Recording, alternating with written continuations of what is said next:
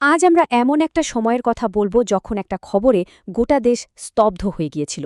নয়নতারা সেহগালের স্মৃতিকথা থেকে আমরা ফিরে দেখব সেই মুহূর্তগুলো যখন মহাত্মা গান্ধীর মৃত্যুতে ভারত শোকে ডুবে যায়।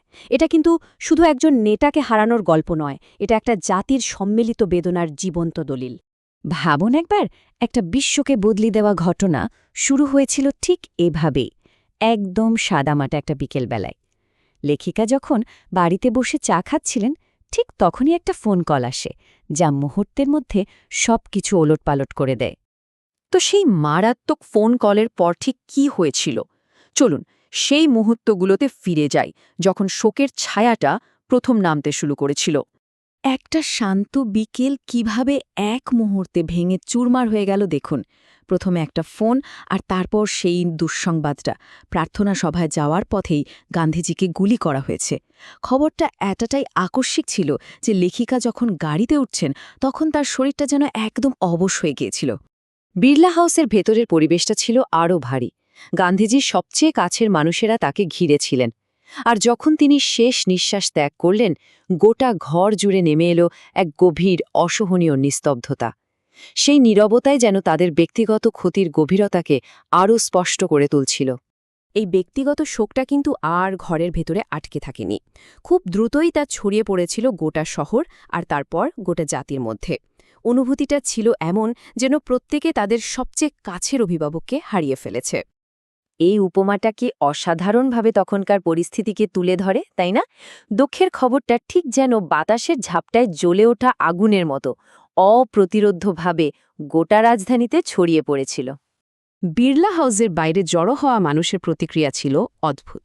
প্রথমে নেমে এসেছিল এক অপ্রাকৃত নীরবতা, যেন কেউ কিচ্ছু বিশ্বাস করতে পারছে না, সময়টাই থেমেই গেছে। কিন্তু সেই ধাক্কাটা কাটতেই শোকের বাঁধটা একদম ভেঙে গেল। মানুষ পাগলের মতো চিৎকার করছিল, কাঁদছিল, আর হুড়োহুড়ি করে বাড়ির ভেতরে ঢোকার চেষ্টা করছিল। এই পর্যবেক্ষণটা ভীষণ মর্মস্পর্শী। এর মাধ্যমে আসলে বোঝানো হচ্ছে যে গান্ধীজির মৃত্যুতে মানুষ কতটা দিশেহারা হয়ে পড়েছিল।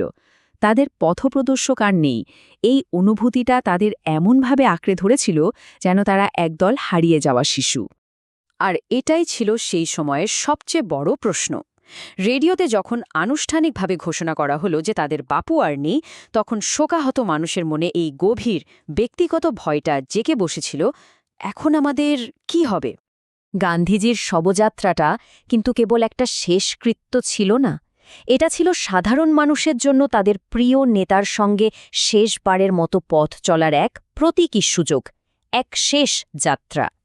এই একটা কথাই যেন সেই মুহূর্তে সবার মনের কথা হয়ে উঠেছিল।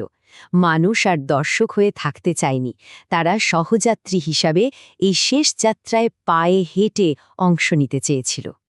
কিন্তু এই হাঁটাটা কেন এত অর্থবহ ছিল? কারণ হাঁটাটাই তো ছিল গান্ধীজির প্রতিবাদের ভাষা, সাধারণ মানুষের সঙ্গে জুড়ে থাকার উপায়। তাই তার শেষ যাত্রায় পায়ে হেঁটে যাওয়াটা ছিল তার প্রতি দেখানো সর্বোচ্চ শ্রদ্ধার একটি প্রকাশ। শেষকৃত্য তো শেষ হল, কিন্তু তারপর লেখিকার মনে এক ধরনের অদ্ভুত শূন্যতা আর অসুরক্ষিত অনুভূতি জন্মায়।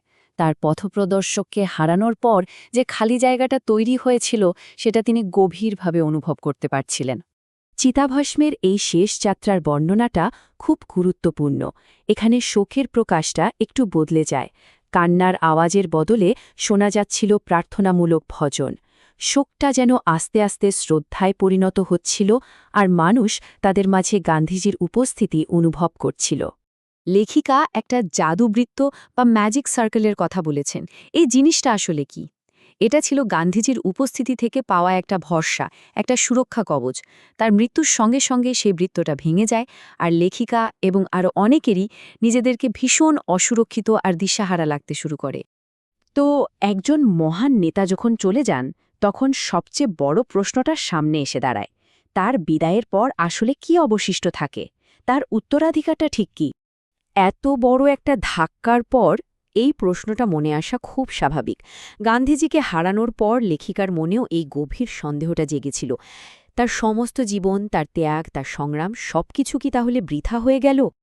কিন্তু না, কিছুক্ষণের মধ্যেই লেখিকা সেই সন্দেহের উত্তর খুঁজে পান। তিনি বুঝতে পারেন যে গান্ধীজির আসল উত্তরাধিকার তার শারীরিক উপস্থিতি নয়, বরং তার আদর্শ আর মূল্যবোধ। তার শরীরটা হয়তো চলে গেছে, কিন্তু তার আত্মা, তার আদর্শ, তার অনুগামীদের মাধ্যমে প্রজন্ম থেকে প্রজন্মান্তরে বেঁচে থাকবে। আর এই সর্বজনীন প্রশ্নটা দিয়েই আমাদের আজকের আলোচনা শেষ হচ্ছে। মানে একজন প্রতিষ্ঠাতার বিদায়ের পর তার দেখানো পথ, তার মূল্যবোধ এবং আন্দোলনগুলোকে বাঁচিয়ে রাখার দায়িত্বটা আসলে কাদের ওপর বর্তায়।